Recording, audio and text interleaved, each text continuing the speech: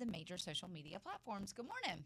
We're going to go back in the time machine just to about this time last year in 2025. We interviewed a young man by the name of Josh Bovill.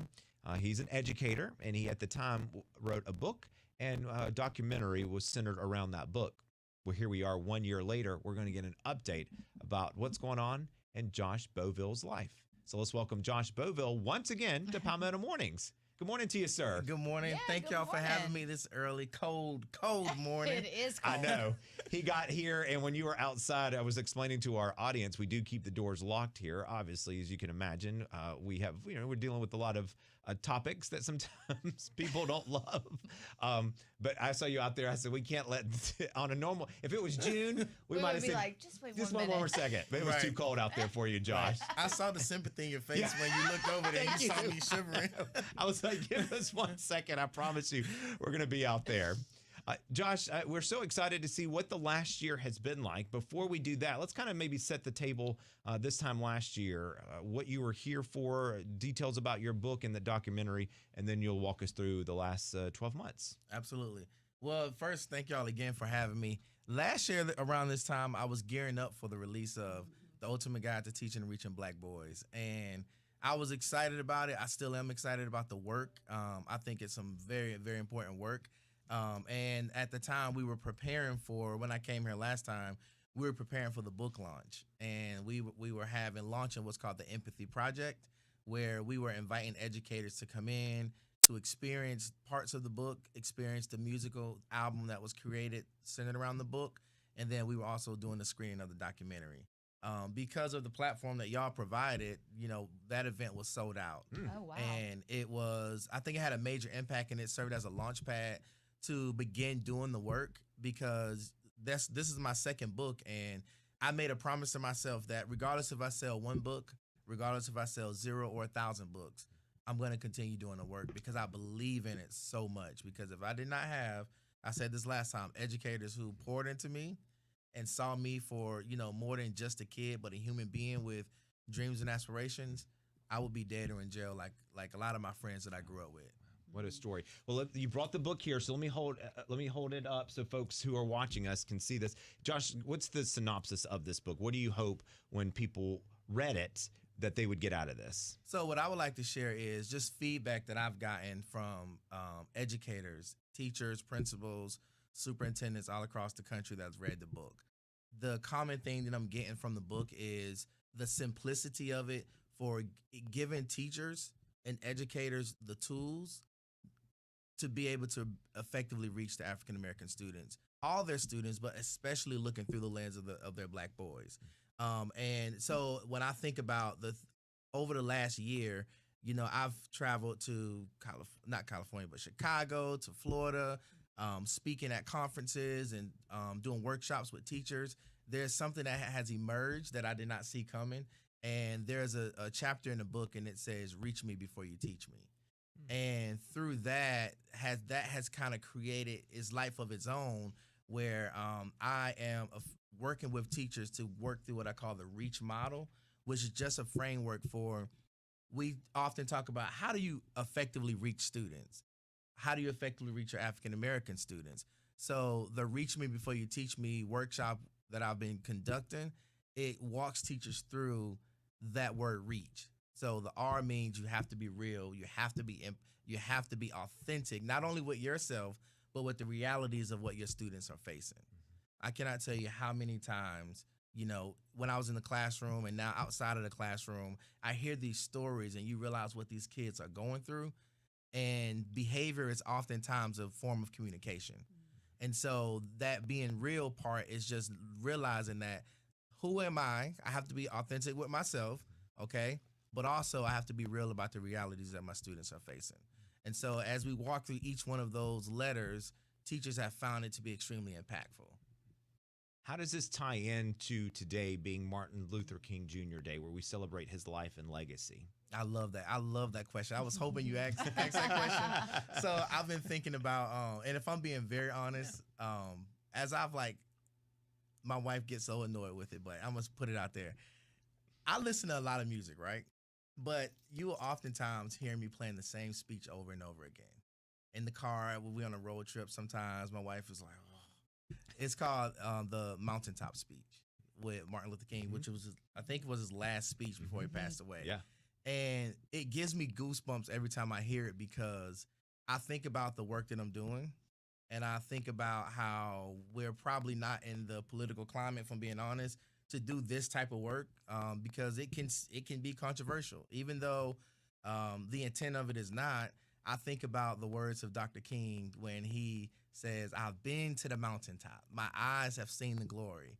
And he talks about how he's going to keep doing the work. And he says, "I may not get there with you, but we as a people," he wasn't talking about just black people. He was talking about we as a people. We will get there. And that gives me goosebumps. So when I think about the work that I'm doing, I honestly, I try to channel the spirit of Dr. King because, you know, he was an inspiration for a lot of people, but I've internalized a lot of those words and I try to live it out. Now, I don't live it out every day, but I'm human, but I try to live that out.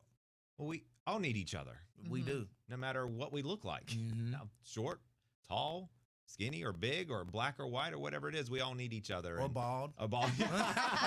You got some hair up there now. You're not completely there yet. A little bit. Oh my God. For sure. So how would you say you put, legs to that book every day? We know that you're an educator. You are an assistant principal right here in Rock Hill Schools at Richmond Drive Elementary. So go Tigers. They're still the Tigers, right? Yeah, they drive. That's right. So how do you say that you put legs to that book that you're doing every day right there at Richmond Drive and within Rock Hill Schools? Yeah, I say the biggest thing for me is the way I put legs to it is I try to, which I'm going back to the REACH framework.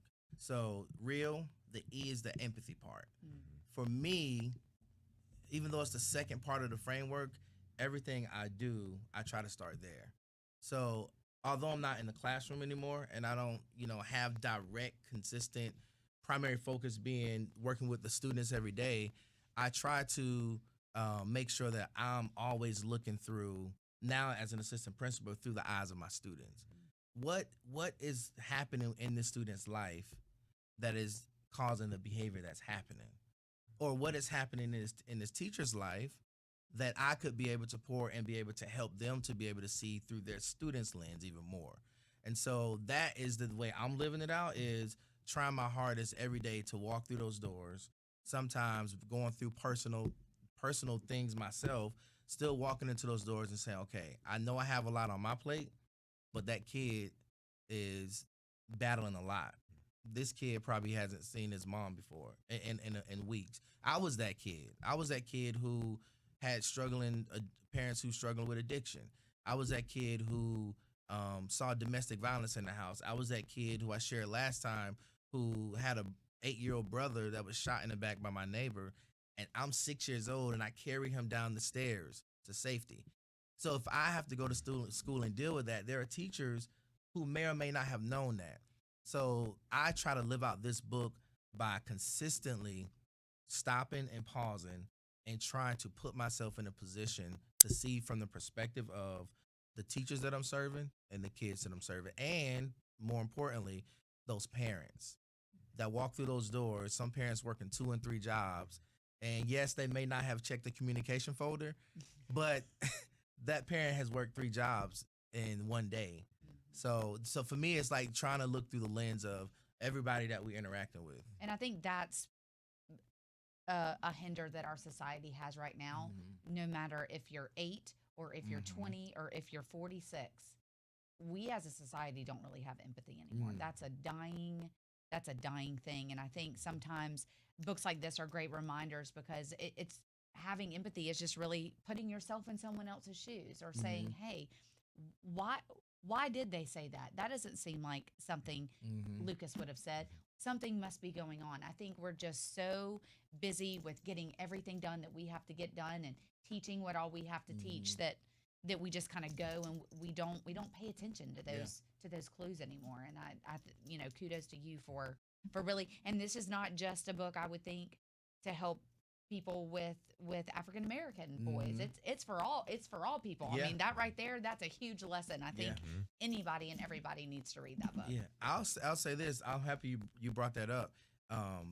there's a lot of research that talks about the importance and the impact of getting more African American educators, especially Black males in education. I'll scream that to the mountaintop. But on the other side of it, this book was inspired by the reality of I was a Black man from from the projects, Greenwood, South Carolina, and I was working in rural York, South Carolina, the complete opposite. So, majority of my students that I just had lunch with two different students over the past couple of weeks. Those students were white students. So the to your point, these strategies are effective strategies that can help you bridge that relationship gap, regardless of that student's background. Because the truth of it is, through the research I conducted with the book, students want to be seen. Students want to. Let me rephrase that. Humans. Yeah. Students Right. are humans. Yeah. Humans want to be seen and validated and affirmed and and loved and cared for. If you do those things genuinely, starting with the R, being real about it and authentic about it. My personality is different from yours, so with the way we show up is going to be different. But we can show up authentically and build those connections. So true. His name is Josh Bovill. His book is The Ultimate Guide to Teaching and Reaching Black Boys. This was released about a year ago. Here we are now, a year later, and Josh just recapped what the last year has been like. Where can folks get their hands on this book? So it's on Amazon, or you can get it directly through my website, which is just joshbovill.com. Awesome. Great. All right, sir. Well, thank you so much. We certainly appreciate it, Josh. Hey, it's 7